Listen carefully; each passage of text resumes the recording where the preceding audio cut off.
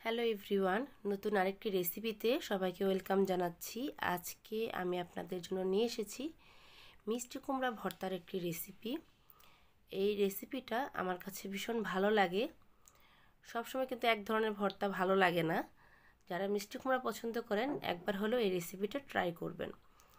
এখানে আমি পাকা চেয়ে মিষ্টি কুমড়া নিয়ে তারপর এটাকে ছুলে পরিষ্কার করে এরকম পিস পিস করে কেটে নিয়েছি।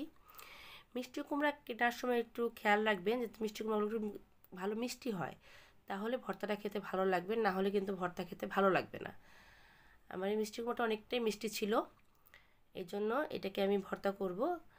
এখানে একটি হাঁড়িতে পর্যাপ্ত পরিমাণে জল দিয়ে আমি যে মিষ্টি কুমড়ার পিসগুলো কেটে রেখেছিলাম সেগুলো আমি দিয়ে দিলাম, দিয়ে খুব ভালো করে সিদ্ধ করে নেব।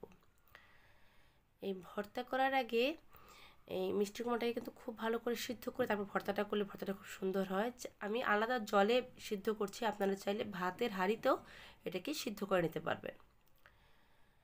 এখন এই মিষ্টি কুমড়াগুলো আমি হাত দিয়ে খুব ভালো করে ম্যাশ করে নিচ্ছি। দেখুন, এভাবে হাত দিয়ে খুব ভালো করে ম্যাশ করে নিতে হবে। ভর্তাটা করার আগে মিষ্টি কুমড়াটাকে খুব ভালো করে ভেঙে নেব, যাতে করে কোথাও দানা থেকে না যায়, তাহলে ভর্তাটা খেতে ভালো লাগবে না। আমার এই রেসিপিগুলো যদি আপনাদের ভালো লেগে থাকে তাহলে আমার চ্যানেলটা সাবস্ক্রাইব করে পাশে থাকা বেল আইকনটা বাজিয়ে দেবেন। আমি যখনই আমার চ্যানেলে কোনো নতুন রেসিপি আপলোড করব আপনি সবার আগে নোটিফিকেশন পেয়ে যাবেন। আমি এই মিষ্টি কুমড়োগুলো খুব ভালো করে হাত দিয়ে ম্যাশ করে নিচ্ছি। ভর্তা কিন্তু আমরা কম বেশি সবাই পছন্দ করি, আর এরকম একটা ভর্তা হলে কিন্তু গরম ভাতের সাথে খেতে ভীষণ ভালো লাগে।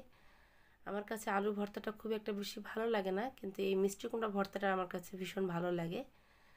তাই বাসায় যখন মিষ্টি কুমড়ো আনা হয়, যদি দেখি মিষ্টি কুমড়োটা একটু ভালো মিষ্টি আছে, তাহলে আমি এভাবে একটু ভর্তা করে নিই। আমি খুব ভালো করে মিষ্টি কুমড়োটাকে ম্যাশ করে নিয়েছি। এখন এখানে আমি 3-4টার মতো পেঁয়াজ কুচি দিয়ে দিলাম। পেঁয়াজ কুচিটা একটু বেশি পরিমাণে দিবেন, তাহলে ভর্তাটা খেতে ভালো লাগবে। আর ঝালের জন্য 2টা কাঁচামরিচ দিয়েছি। ঝালটা আমি খুব একটা বেশি পছন্দ করি না, সেটা বুঝে দিয়েছি। দিয়ে দিলাম স্বাদ মতো লবণ, আর এখানে দিয়ে দেব 2 টেবিল চামচ সরিষার তেল।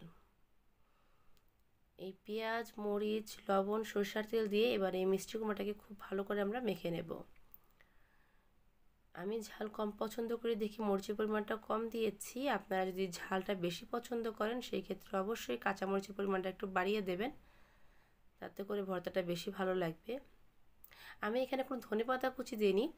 আপনারা চাইলে এই ভর্তাটা মাখার পর কিছুটা ধনেপাতা কুচিও দিতে পারেন, তাতে করে এক্সট্রা একটা ফ্লেভার অ্যাড করবে ধনেপাতার, সেটাও খেতে ভীষণ ভালো লাগে। ভর্তাটা আমার মাখা হয়ে গেছে, আমি প্লেটে উঠিয়ে নিয়েছি। দেখুন, সিম্পল একটা ভর্তা, অথচ খেতে কিন্তু ভীষণ ভালো লাগে। আবার ফিরবো একটা নতুন রেসিপি নিয়ে। সেই পর্যন্ত সবাই ভালো থাকবেন। ভিডিওটি দেখার জন্য ধন্যবাদ।